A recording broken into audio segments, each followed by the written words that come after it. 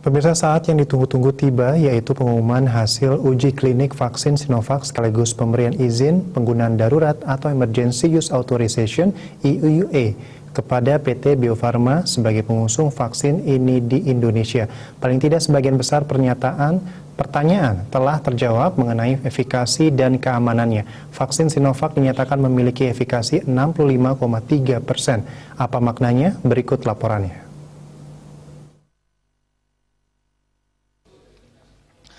Guru Besar Fakultas Farmasi Universitas Gadjah Mada, Profesor Zulis Ikawati menyatakan dari segi keamanan, vaksin dinyatakan aman. Efek samping ada dilaporkan tetapi ringan dan bersifat reversible. Kekhawatiran tentang kejadian antibody dependent enhancement seperti yang banyak disebut di beberapa media sosial dan menjadi ketakutan banyak orang tidak terjadi pada uji klinik Sinovac di Indonesia maupun di Turki dan Brasil. Namun banyak orang bertanya-tanya tentang efikasi vaksin lebih rendah daripada yang di Turki atau Brasil.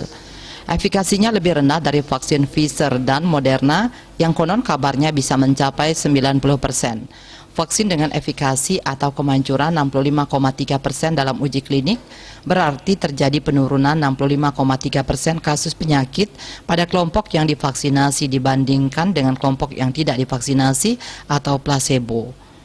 Hasil itu didapatkan dalam suatu uji klinik yang kondisinya terkontrol. Misalnya pada uji klinik Sinovac di Bandung yang melibatkan 1.600 orang, terdapat 800 subjek yang menerima vaksin dan 800 subjek yang mendapatkan placebo atau vaksin kosong.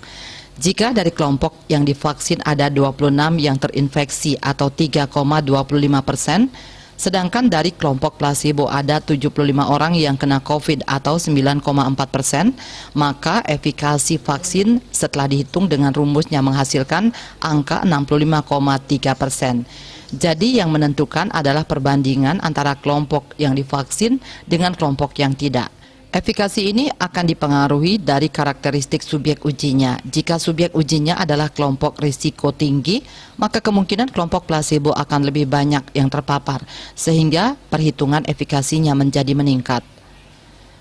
Uji klinik di Brasil menggunakan kelompok berisiko tinggi, yaitu tenaga kesehatan, sehingga efikasinya diperoleh lebih tinggi. Sedangkan di Indonesia menggunakan populasi masyarakat umum yang resikonya lebih kecil.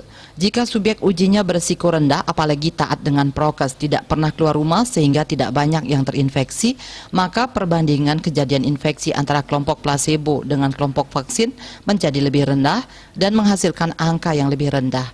Jadi angka efikasi ini bukan harga mati dan dapat dipengaruhi oleh banyak faktor ketika uji klinik dilakukan. Selain itu, jumlah subjek uji dan lama pengamatan juga dapat mempengaruhi hasil.